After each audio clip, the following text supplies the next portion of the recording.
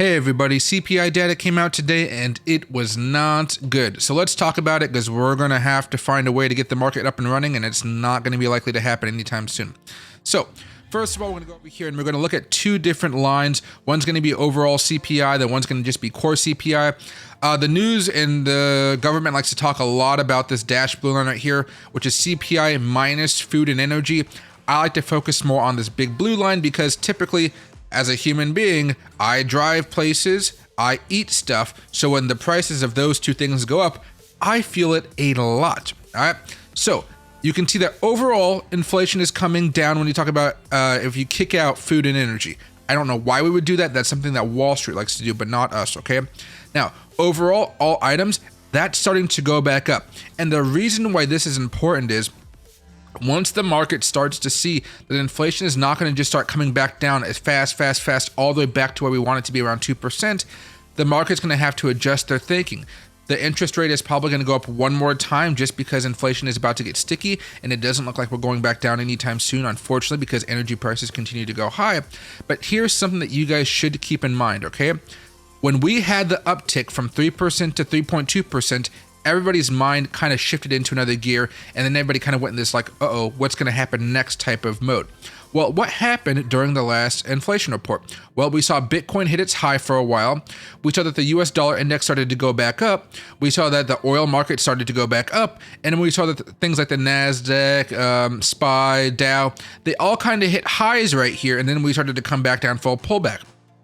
Since we've had another one here, and this is like a confirmation of, uh-oh, they should have been worried, what you're most likely going to see is a continuation of these breakdowns for things like the NASDAQ, Bitcoin, unfortunately.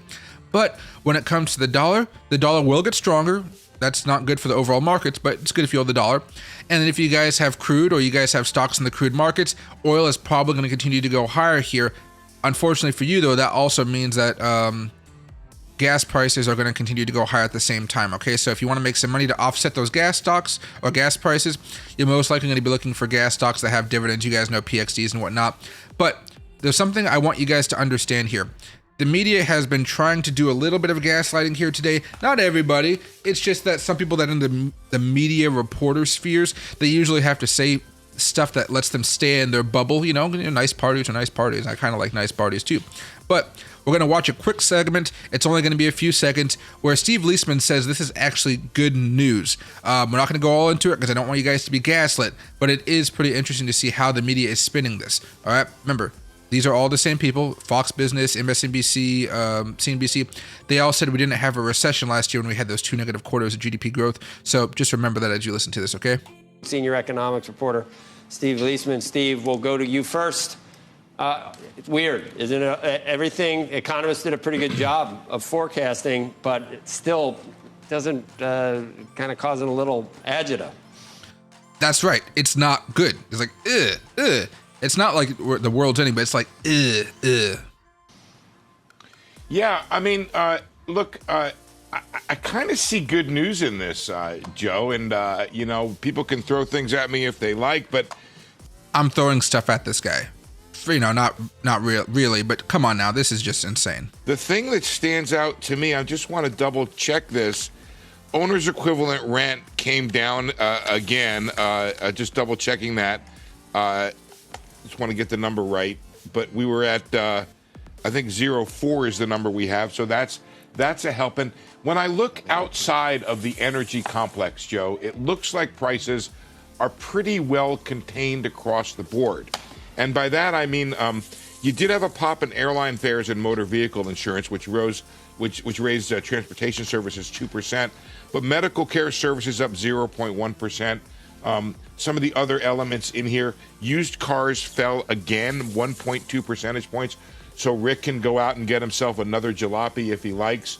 And food at home was pretty well contained at 0.2%. Food away from home, 0.3%. So we're not as yet, and this is why you got to be careful here, seeing a bleed from higher energy services into other prices immediately. There may be other. Okay, so I'm just going to do one thing right here, and we're just going to type in rent inflation, trading economics, as I love that website. This is what he was talking about as far as rent inflation coming down.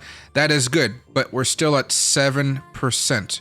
Can you guys imagine rent being 7% higher than last year? And before that it was 7 again, 7.8, 8. We're not looking good. I want to go back over here to the last 25 years. It kind of shows you how bad things are right now. Last time we had a really big high moment. It was like right before the 2008 crash. We go back to 25 years. Oh my gosh, have we not kept track of it? Yeah, look at that. These have all been major recession events. So this is not necessarily a very good thing. I just want to remind you guys that he said used cars were going down and healthcare were going down. I'm sorry, I don't go to the hospital too much, and I'm sorry that I don't buy cars every freaking day, okay? So when he's talking about all that stuff, he tries to excuse energy, but energy is going to be one of those things that you guys have to pay attention to.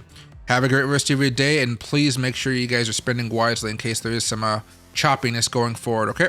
Today's video is sponsored by Tatbit, a global cryptocurrency exchange that's been blowing up recently as Binance has been going downhill. Ever hunted for a specific token and just couldn't find it on other exchanges? Well, Tatbit has got you covered. They feature hundreds of tokens for you to buy, trade, and explore. But what really sets Tatbit apart? Speed and reliability. We're talking hundreds of thousands of transactions per second. So when you decide to sell, you can be confident you're getting the exact price you see on the screen. No surprises. And for my awesome viewers, Tatbit is offering something you won't want to miss. Use my link in the description below and you'll get a whopping 10% back on your trades. Yep, you heard right, 10% back. So why wait? Head over to tatbit.com and make your crypto trading experience a smooth one.